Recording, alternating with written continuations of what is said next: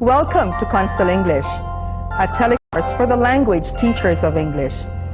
Constel, or the Continuing Studies in Education via Television, is a project of the Philippine government, of which the implementing agency is the People's Television Network in cooperation with the Department of Education, Culture and Sports, the Philippine Normal University, the University of the Philippines, De La Salle University, and the Foundation for Upgrading of the Standard of Education, or FUSE.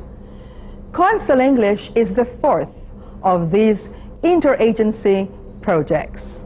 This English telecourse was conceived to further equip language teachers across levels with knowledges and skills in the teaching of the four macro skills, namely listening, speaking, reading, and writing, with the inclusion of grammar, literature, and language testing. The telecourse, which consists of these 7 segments, has a total of 45 episodes of 1 hour each episode. Each segment has 7 or 8 episodes altogether.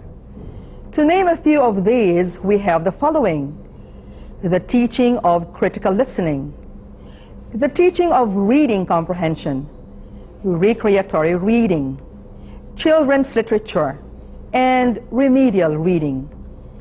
The telecourse likewise offers approaches, strategies, and techniques in the teaching of speaking, with topics such as oral communication strategies, one-way and two-way communication, and the teaching of public speaking.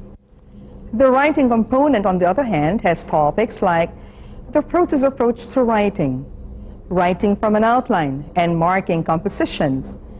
The telecourse will also show you how to teach grammar and literature, and how to test all of these macro skills.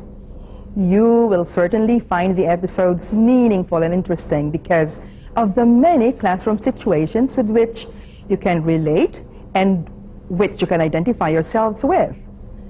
These classroom scenes crystallize the language learning theories which establish the framework for teaching of each component. Another significant feature of Constel English is the provision for the TSMs, or the teaching support material, which will certainly reinforce and enrich the 45 telelessons. So, my fellow English language teachers, may I invite you to Constel English, a must for the teachers of English like you and me.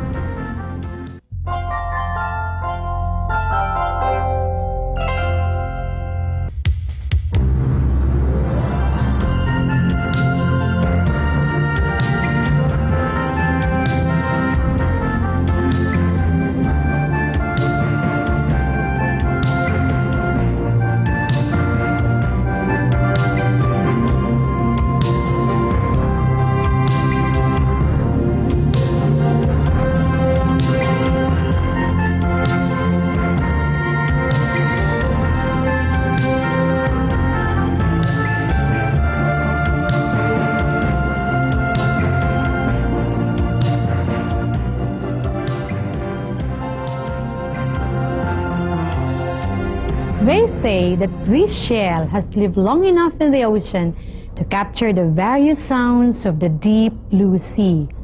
Well, perhaps you've also heard of the story that you could press your ear against the old walls of St. Paul's Convent in Vigan and hear the voices of the nuns who sang their prayers there every day 100 years ago.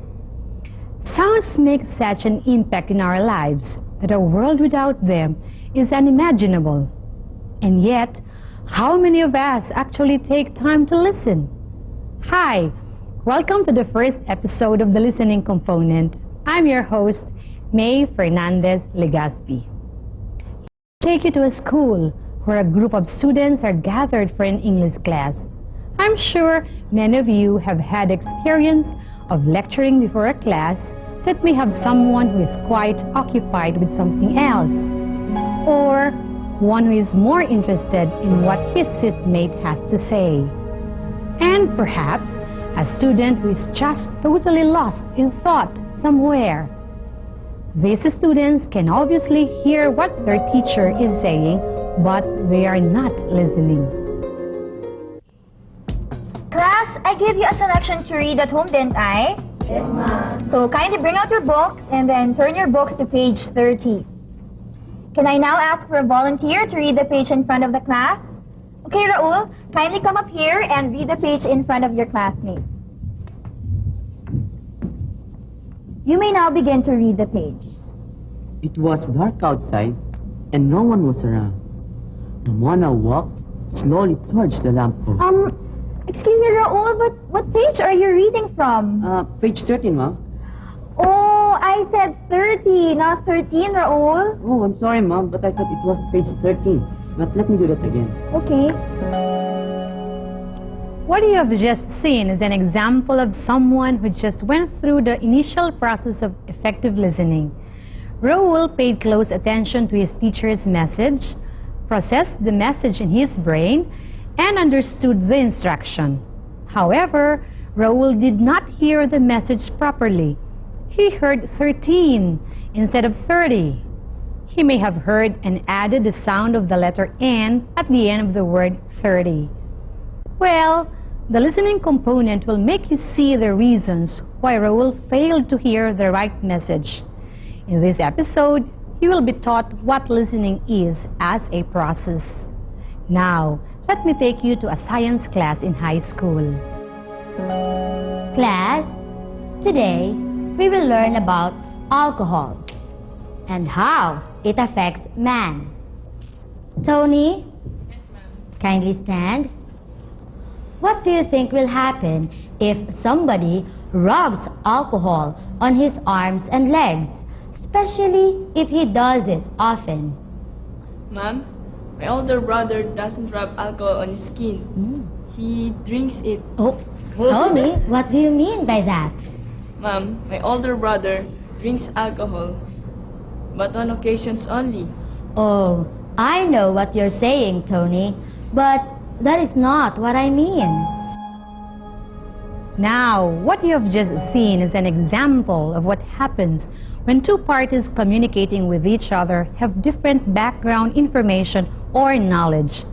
The teacher expected another meaning of alcohol. However, Tony thought of another kind of alcohol, the intoxicating beverage that people drink, such as wine or whiskey. We can conclude from Tony's answer that he did not interpret the teacher's question correctly. Now, if Tony and the teacher shared the same background information, Tony would have given a reply similar to this. Ma'am, if someone rubs alcohol on skin too often, I'm afraid skin will become very dry. So, what then is listening? Well, we can tell our students that listening is this. It is an activity of paying attention to and getting the right meaning from what they hear. And we might also tell them that if they don't listen effectively, they will most likely miss a lot of important information.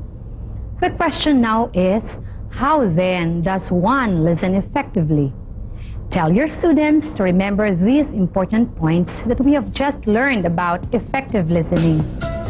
First, they must pay close attention to what they hear. Then, they must process the message and try to understand what it is all about. And then, they should interpret the message. Lastly, they must give an appropriate response to the message. Well, if you had been listening effectively over the last few minutes of this program, you would get those items down correctly. Next in our agenda, we will be talking about why people listen. Keep tuned!